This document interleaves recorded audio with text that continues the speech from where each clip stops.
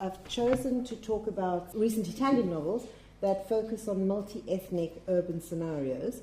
And my aim is to show that there's a group of writers and some literary production at the moment in which authors are using what I'm loosely defining as translational narrative practices. And my aim then is to try to illustrate through these examples how these particular narrative practices can give us some different insight into the translational dynamics that contribute to global multilingual landscapes. Now, it's an ambitious aim that I have. I'm probably not going to do any justice today at all, but I thought I might try and give you a taste of what I'm thinking about. So I started off by thinking, how would I do this, and how would I make the link between transcultural and translational visible to people who, like me, don't have these strange analogies. And I thought, well, if we start thinking about manifestations of transcultural engagement between home and host cultures, and if we understand the transcultural to be an engagement between two entities through which new cultural phenomena is produced, then the analogy with the process of translation seems obvious. As much discussion in translation studies has acknowledged, far from being a linear transfer from source to target languages, the translation process is a complex interaction of factors that necessitate an engagement, a movement, and a negotiation, resulting in new phenomena contextualized within a product that cannot belong wholly to either the source culture or to the target culture. A moment of transcultural engagement, then, could be thought of as a translational moment. This allows us to work within an established discourse of translational readings of literature, and at the same time to use multiple critical approaches for identifying these moments. And I just want to specify that I'm using the term transcultural here to indicate a critical perspective that sees cultures as relational webs and recognizes their transitory, confluential, and mutually transforming nature. So transcultural identity formation, predicated on a process by means of which one or both of the cultures in touch may be modified and leads to a new creation that emerges from that encounter, is also closely related to the notion of space as dialogic. In order to develop my discussion around the relations between urban space and transcultural literature, I have found Giuliana Benvenuti, who's a literary studies scholar in Italy. I found her expansion of Pratt's notion of contact zones to be quite useful. So, in Benvenuti's formulation, contact zones are locations where cultural exchanges are enacted and which allow for a rearticulation of segregation and the construction of new hybrid identities and new transgressive spaces. Benvenuti focuses in particular on how fiction can inflect perceptions of the real, and therefore on the impact that imagined spaces can have in the construction of an urban space that we encounter in our daily experience. Literary discourse, she says, is one of the discursive forms that interact with the perception and production of space and consequently modify it. This is also the central assumption of geocriticism, which is a methodology for studying locations that proposes a multifocal perspective. That is, it analyzes the multiple gazes that are directed at one specific place and its representations. This kind of approach demands a polysensorial attention that does not only privilege the visual, but rather takes into consideration all of the body's perceptual capabilities. Now, in my mind, this approach also resonates with Michael Cronin's view that we need to think about translation in relationship with what he's, and I'm quoting, with the exosomatic phenomenological, I knew I was going to have trouble, dimension of our human existence. So basically, it's translation outside of the body and how the body interacts with the environment. This is Cronin's view of how we can think about translation as a sensory activity. In other words, translation can be examined as a sensory activity born of our relationship with the world around us, which is formed through sound, touch, smell, and taste as much as sight. Over time, and particularly with the global migration flows, the contact zone has become more jagged, and the experience of increased global migration suggests that translation occurs not simply between one culture and another, but between fragments. Not least because migrants are, by definition, in Salman Rushdie's words, migrants have experienced a triple disruption: a loss of place, entering into an alien language, and being surrounded by beings whose social behavior and codes are very unlike and sometimes even offensive to their own. Rushdie's formulation enables us to draw the parallels between migration and translation with confidence. This nexus is particularly applicable to my own interest, my own research interest, which is translingual narratives. In other words, those narratives written by authors who are writing not in their first language, or some people call them exophonic narratives. I prefer to call them translingual because I like anything with the prefix trans. In these narratives often seek to highlight the ways that translation has been or can be used to renegotiate identity by focusing on how cultural heterogeneity is produced in the dialectic between the local and the global, and through the spatial displacement of people. Since the 1990s, with the rise of so-called migration literature, questions of ethnicity and citizenship have gained major visibility in the Italian literary context.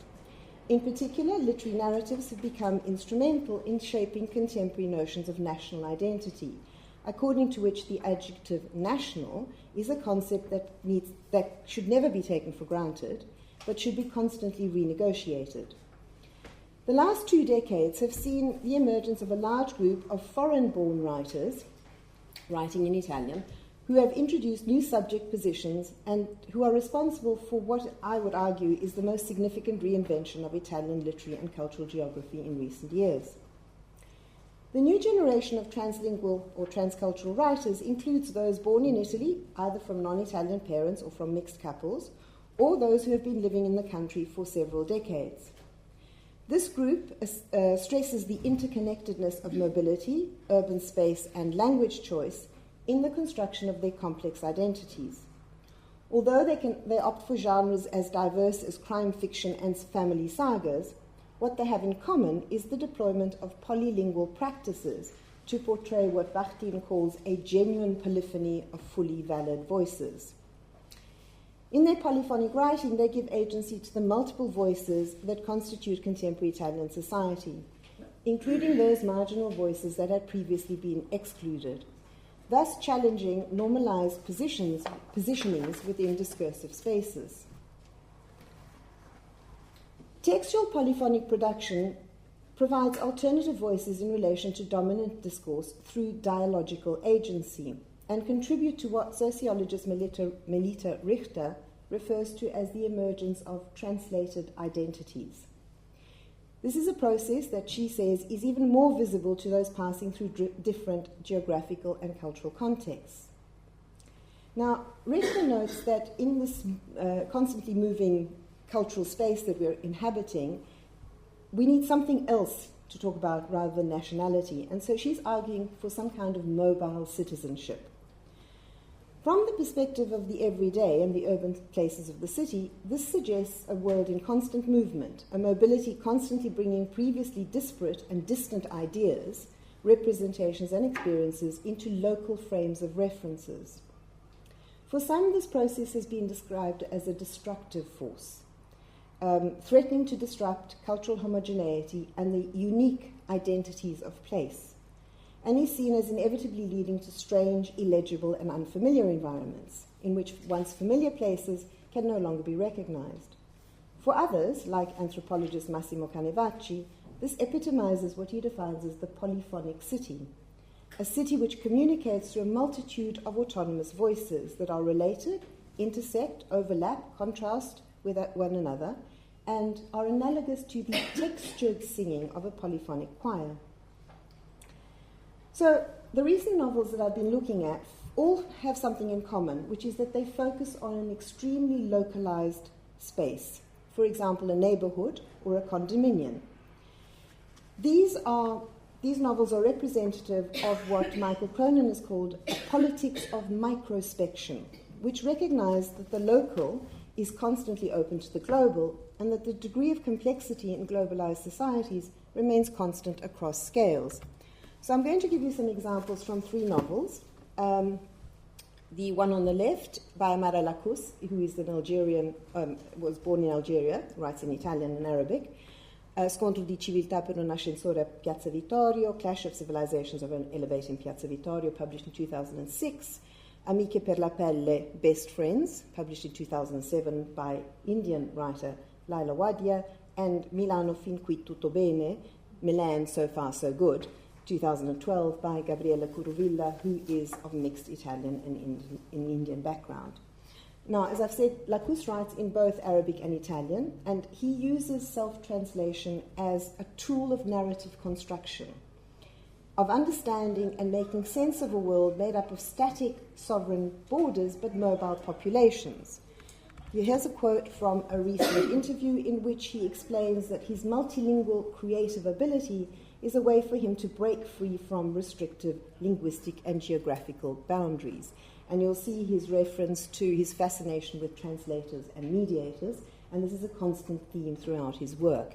There's the metaphor that often comes up in his work is that of a journey, and the translator is that of a smuggler who's bringing treasure across borders. The plot of Scontro is shaped around a single apartment building on Piazza Vittorio in Rome, and revolves around the murder of one of the building's residents. The choice of Piazza Vittorio, one of the most popular and multi-ethnic squares in today's Rome, as the setting for the novel, allows Lacus to explore and challenge exclusivist constructions of national identities. This particular square is paradigmatic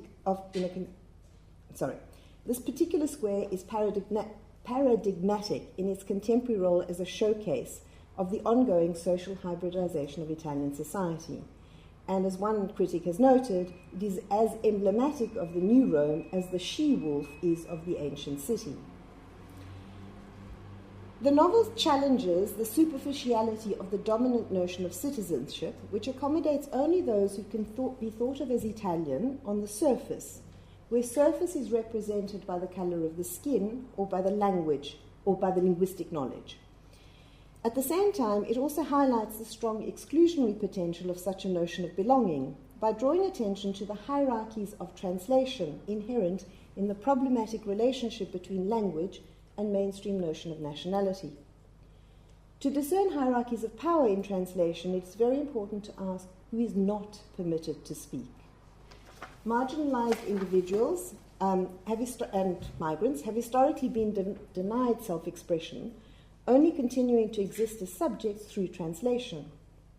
Self-translation as practiced by Lacus can be read as a counter-narrative, engaging in critical translational work that highlights the power of transcultural and ethno-linguistic solidarities by bringing subjugated voices to the forefront to disrupt dominant forms of discourse and to critique ethnic inequalities in contemporary Italian society. The plot of Amiche per la Pelle is also shaped around a condominium. This time, the building is located in an imaginary Via Ungaretti in the city of Trieste. It is home to 4 migrant families and a single local man, Signor Rosso. The families are from very diverse cultural backgrounds and ethnicities. The Fongs are from China, we have a couple from Albania, and 2 families from Bosnia and India, respectively. The only Italian character in the book, Signor Rosso, is misanthropic. He avoids any contact with anybody in the building or outside of the building, and the relationship between him and the 4 families is difficult, and the cohabitation arduous, to put it mildly. And I'll spare you the kind of language he uses to refer to the ethnic inhabitants of the building. Now, Wadia and Lacus's depictions of a transcultural building community concentrates attention on the inner tensions of an already multi-layered local culture. A similar project is undertaken by Gabriella Curuvilla, but she widens the scope from exploring the sociability patterns in a single building community to focus on the processes of identity and otherness construction in city neighborhoods. The stories that are in this book emerge from the decision by the author and photographer Silvia Azzarri to explore the ghettoized districts affected in Milan, affected by the new bylaws limiting nighttime opening hours for the shops, introduced by the local administration after a series of inter-ethnic riots erupted following the murder of a young Egyptian man in 2010. Now, the bylaw, which was repealed very soon after it had been released, initially limited nighttime opening hours in order to prevent urban degradation and to preserve urban security and public safety. And again, this need to preserve public safety is a common theme in most of this writing. So it's a kind of discursive construction of exclusivity. Kuruvila's aim was to gather first-hand accounts of these ghettoized neighborhoods, but what she actually comes up with is a fictionalized multifocal narrative structured around the distinctive topography of cultures found in these four districts of Milan, Via Padova, Via Monza, Via Sarpi, and Piazzale Corvetto, and these photographs are from the book. So that's my context. So what are these writers doing that is different from what other writers in similar multicultural, if you like, contexts are doing? To date, the ways in which knowledge in and of the city is shaped by linguistic and oral aspects has been largely neglected in favour of the visual. In contrast, translingual and transcultural narratives bring to the fore how the interplay of languages within urban spaces contributes to an individual's experience of the city. The different configurations of linguistic forces put into play translational responses, creating a heightened awareness of the plurality of meaning systems, of the testing of the limits of expression, where dissonance is understood as a productive force. In the opening chapter of Amiche per la Pelle, the translational force that drive a city like Trieste are revealed through the representation of urban spaces in which cultures and their associated languages have attached themselves symbolically to sites and landmarks, influencing the creation of architectural form. Now, I'm not going to read the quote, but what I've highlighted is the three styles of architecture which correspond to three historical moments, which also correspond to three different cultural backgrounds. And the last part of the quote is the one I want to focus on, which is the representation of the fictional Via Ungaretti in the third band of the historic centre.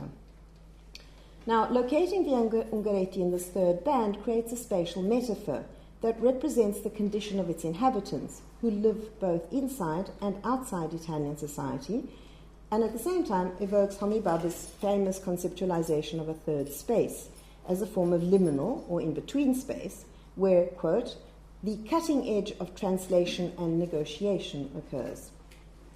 The specificity of Trieste as a setting for the story is significant. Because of its complicated history and its geographical position, Trieste has an unusually high number of widely spoken languages and dialects. Indeed, Sherry Simon considers Trieste to be exemplary of what she calls the translational city. This is a city in which languages connect as they move across space. The polylingual setting is directly addressed in the novel through the presence of a varied cast of characters that brings into relief the complexity of linguistic identification.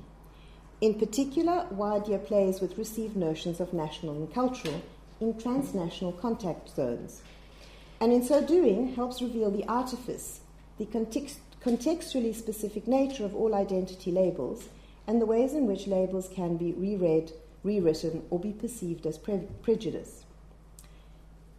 Throughout the narrative, Wadia marks Trieste's topography as a series of shifting historical boundaries and changing neighborhoods, one that recognizes that national spaces cannot be completely self-contained and that traditions, people, and languages are both mobile and inherently heterogeneous.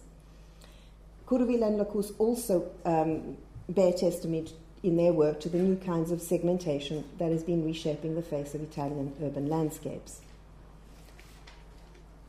The multiform forces that create the polyphonic translational city, as I've said, a space of heightened language awareness, of intensified intercultural exchanges, are brought together in Wadia's novel in the figures of the four female protagonists. Now, what's interesting about these protagonists is that they choose to learn Italian as a way of bonding with each other, and I'll say more about that in a minute. what one needs to remember is that the language use of all of the characters in the novel reflect back again on the cityscape, and the layered meanings that were introduced in chapter 1 through the architecture of the city are then carried through the rest of the novel in the layered use of language. This particular form of polyphony is developed even more by Kuruvilla, who connects the interactions, convergence, indifference, and interference among the different languages and dialects spoken by her characters to the particular spaces they occupy in the city. So she's actually making a point about the different neighborhoods. While in the case of Lacoste, the polyphony is inherent in the structure of the novel. In his novel, we have 11 chapters, which consist of first-person monologues, recited in turn by the inhabitants of the building, 5 immigrant characters, 5 Italian characters, all give very different views on the same facts. And this group of chapters alternates with another group of 11 chapters written in diary form by the protagonist. And I have to mention that the protagonist is known by everybody as Amedeo. Everybody thinks he's Italian because he speaks Italian beautifully and knows Rome so well, but he's actually Algerian, and his real name is Ahmed. And this play on the name and the labeling is, again, something that comes out all the way through the book. So, as Sherry Simon observes, the ways in which languages converge within public space to create a common space for conversation and debate provide insight into the translational dynamics that can contribute to the redefinition of civic space. The new language acquired by migrants shapes the passage into the new society. It translates the impressions of the new country into an individual mold. So in this context, it's important to reflect on the different image that a novel like Amiche per la Pelle transmits. The passivity that is often attributed to foreign women, especially those from the countries of the Southern Hemisphere, for whom it is stereotypically seen as a natural trait, has no place in Wadya's text. Her 4 women prove active, persistent, they create alliances with each other, and this solidarity that they achieve is something that allows them to not only to assimilate better, but also to achieve what she calls small but significant things. Again, I just want to draw your attention to the fact that the use of language here is something that is a deliberate choice. So they've chosen to assimilate into Italian because they want to, because they wanted to become friends, not because they needed to simply to survive in a kind of commercial sense. As the quote that's currently on the slide shows, for Wadya, bilanguaging opens new perspectives onto a way of life between languages. So as the quote shows, for Wadya, this bilanguaging opens new perspectives onto a way of life between languages. It is a mode of critique and an avenue towards aesthetic and political processes of transformation. Wadya's female characters choose to have these Italian lessons despite their husband's opposition, and I think this is an important point to show the way that they're resisting what is stereotypically perceived to be their mode of their expected mode of behavior. And why they do this, as Shanti the narrator explains, is because they're eager to create a better society. And what I'd like to draw your attention to in this quote is the colourful bits in my rather rough translation, is that the metaphor that is underlying all of this is one of construction. So they are armed with bricks, and the bricks are the grammar books, the exercises, etc., because they want to construct the cement of goodwill, and they lay the foundation of their future through these language lessons. And what I find interesting about this metaphoric use of the language is the notion of the materiality of language. So it draws very particular attention to the materiality of language, and it might want to make us think a little bit more closely about the relationship between language as medium and language as object, which I don't have time to go into now, but is something I've begun to explore in a little bit more with a great deal of interest. The Italian lessons are given by yet another woman called Laura. She's a retired school teacher and a regional activist. She divides her time between the Committee for the Preservation of the Flowers of the Carso and the Committee for Bilingualism in Trieste. Laura's fictional committees are an ironic allusion to the dominant negative media discourse on migrants in Italy, particularly prevalent in the early 2000s with the blossoming of the so-called comitati di quartiere, the neighbourhood committees. These are grassroots residents' associations set up to safeguard the quality of life and security in the neighbourhoods, and were discursively constructed around issues of community and identity. At the heart of this discourse is, of course, the question of national unity and the treacherous myth of monoculturalism, as is the notion that language is at play in everything. Questions of national belonging, racial exclusion, cultural production are all equally tied up with issues of language. Laura's advocacy is presented here with good-natured irony. More interesting, I think, is Weidger's portrayal of Laura as a language activist. That is, someone who Alison Phipps describes as displaying a languaging response to the phenomena that present themselves in the world. By engaging with what she calls the world in action, this language activists attempt to develop different, more relational ways of interacting with the people and phenomena that one encounters in everyday life. Arguably, then, the character of Laura embodies the positive ideals that drive the four friends towards each other, personifying the means, learning the language, as an essential moment of emancipation and thereby integration, through which to build their future in their adopted land. Now, the response of the women students, though, is complicated because the language lessons serve as a space to bond across cultural and linguistics difference, but they also recognize their learning as a symbolic and practical gesture of translation assimilation. Michael Cronin has described the two basic strategies that migrants use, which is of translational assimilation and translational accommodation. In this case, the translational assimilation that is deployed here is so that the women have the right to exercise autonomous forms of translation. In other words, they're in control of their own translation situation. It's not that they are handing over control to others in the translation exchange. And this aspect is seen as a crucial element of the emancipation of immigrants. So, in Amiche per la Pelle, the goal of learning a shared vernacular is not conformity, but community. It's a notion of language learning as world building. Language acquisition becomes a mode of bridging and integrating difference. Now, the other thing that I find interesting about this depiction is that in the description of the language lessons, there's a lot of emphasis on the transplanted accents of the women and their pronunciation. And again, stereotypically, the Chinese woman is unable to say the letter R, and the Bosnian woman can't say the Q. So these are the kinds of sounds that emerge from their attempts to speak Italian. The emphasis on pronunciation also draws attention to the audible surface of the city, the sensory landscape in which polyglot soundscapes form an integral part of everyday life, of everyday living experience. And here I want to draw on Appadurai's concept of scapes, which he uses to theorize the ways that flows of people and money and media and ideologies move through the world.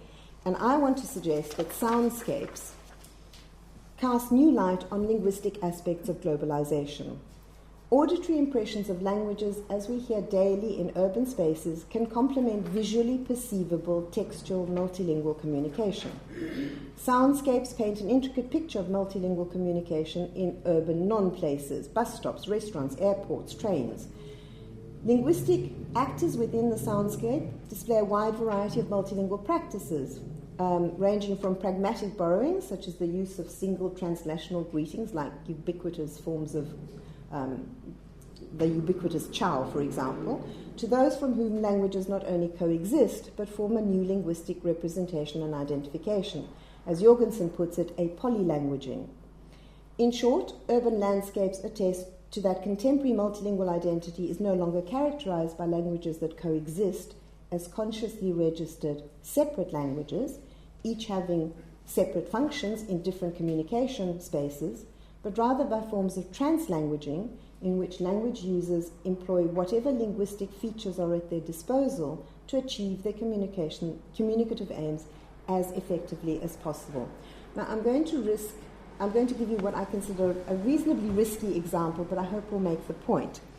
In Scontro, the chapters that contain the protagonist's diary are entitled Ululati, howls. And Ahmed Amedeo remarks that the howling connects him to his adoptive mother, the Roman she-wolf, and you can see from the quotes what the metaphor is that he is using. He howls because he is melancholy and because he has traumatic memories. I want to argue that bypassing both his languages, Italian and Arabic, the howls, representing both the she-wolf's language and the high-pitched ululations commonly practiced by women in the Arab world to express celebration or mourning, allow Amedeo Ahmed to remain bonded to both his cultures through the phonic representation of two mother tongues. And that's a way of avoiding the distinctiveness of the language systems. In my mind, Amedeo's interior monologues are a vivid illustration of what translation scholar Edwin Gensler has claimed, that fictional accounts reveal more about the inner workings of the mind during the process of a migrant's private self-translation than more factual accounts. Indeed, the character of Amedeo embodies the author's translational poetics. He occupies a central role in connecting two worlds, in trying to build a dialogue to create an equal interchange between cultures, a role that is compared, as I said earlier, to that of a smuggler. By smuggling one language into another and writing so that a dialect or an accent can be heard, Lacouse performs a cultural self-translation that manifests itself in the language of the story, but also at the same time gives us lessons on how to imagine other cultures. Now I'm going to just speed up a little bit in terms of the examples. So in Curuvilla's case, for each of the four neighborhoods that she represents, she gives a slightly different example of translanguaging practices. She emphasizes all of the sensory elements that emerge out of these neighborhoods, so the voices of the new arrivals, the smells of their cuisines, and even the variety of the ringtones on their mobile phones. And what she notices is how they mingle with local sounds and smells. So actually, part of this is the difference in behavior between the immigrants and the local residents. The local residents do not live outside on the streets, all of the immigrants do. So what we have here is an example of, as soon as it's warm, all of the new arrivals go outside, everybody's playing, etc. None of the Italians are visible. So we can only hear the foreignness, we can't hear any of the Italian. The multifocalization adopted by Curuvilla implies not only a negotiation between individual representations of one and the same space, but also their intersections. And here I find two theorists very useful in considering what she's doing. One is Bernard Westphal, who writes about geocriticism, in which he draws attention to the fact that the representation of space has to be a reciprocal creation, that we have to recognize that the gaze goes in both directions. And the other is from translation scholar Evan Zohar, who talks about the systems in which we live as a multiply stratified whole, where the relations between center and periphery are a series of oppositions. And in both cases, we're looking at multifocalization and also constant mobility of the multifocalization. So the example from Curuvilla's text is Via Padova, which is close to the center of Milan, but is by no means the center. Yet, because of the way that people are interacting in the space, has become much more central in many ways than many other streets. And what she notices here is that everyone, so all of the new arrivals, Filipinos, Chinese, etc., they all greet each other, they all talk to each other. There's a great deal of clamor in all languages. And it's this mixture of languages that I find quite interesting in the way that she depicts it. What she's trying to do, in my opinion, is to seek a way to maintain both cultural difference and localized identity without falling into the exclusionary tendencies of ethnic and national identity. I'll give you two final examples. The other neighborhood that is quite interesting to look at in the way she depicts it is Via Paolo Sarpi, which is known as Milan's Chinatown. And the character here is a native Milanese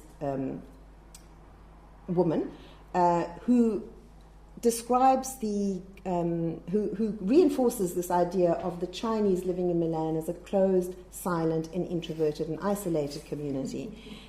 So she describes the neighborhood as a maze of streets in which you can get lost. It's very close to the Duomo, so very close to the center of Milan, but it's like being in the center of Beijing.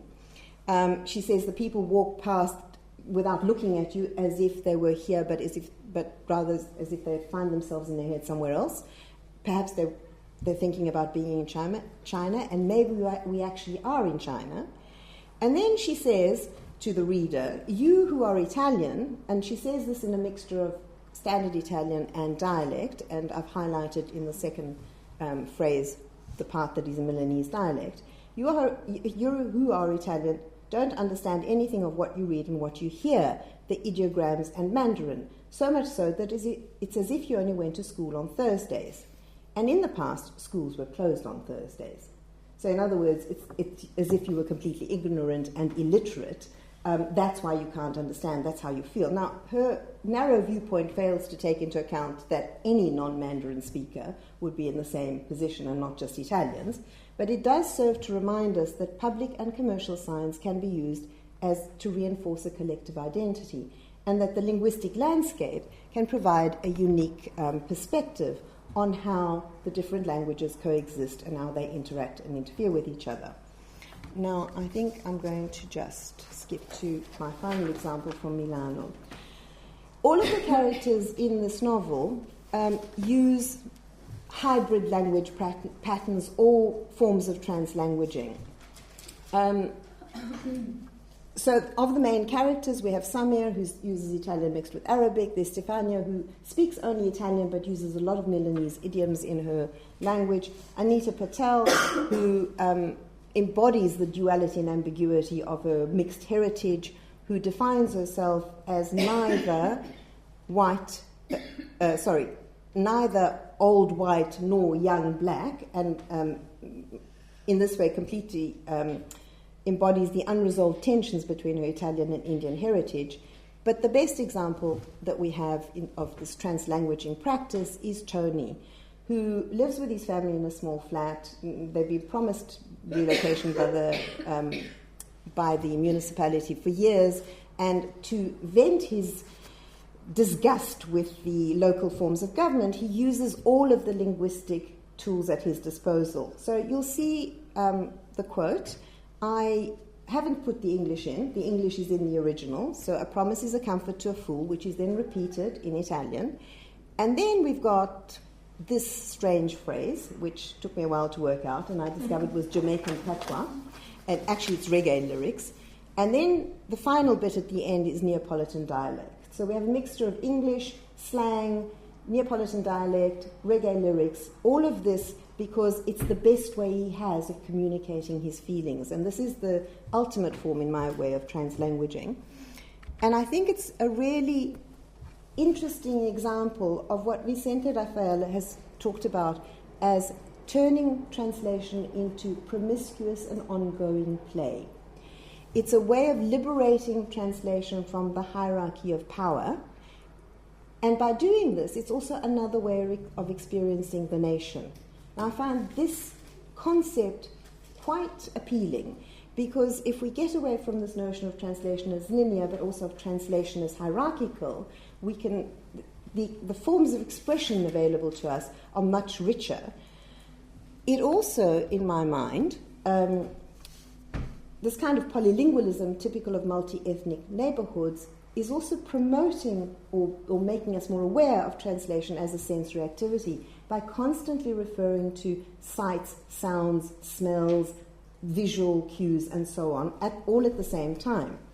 And again, to quote Alison Phipps, this is a view of translation as a sensory activity that develops phenomenologically out of living experience of direct perception. So this isn't academic. This is something we each live every day. And it's that, to quote her, the full synesthesia of being present, very closely related to being in a strange new environment.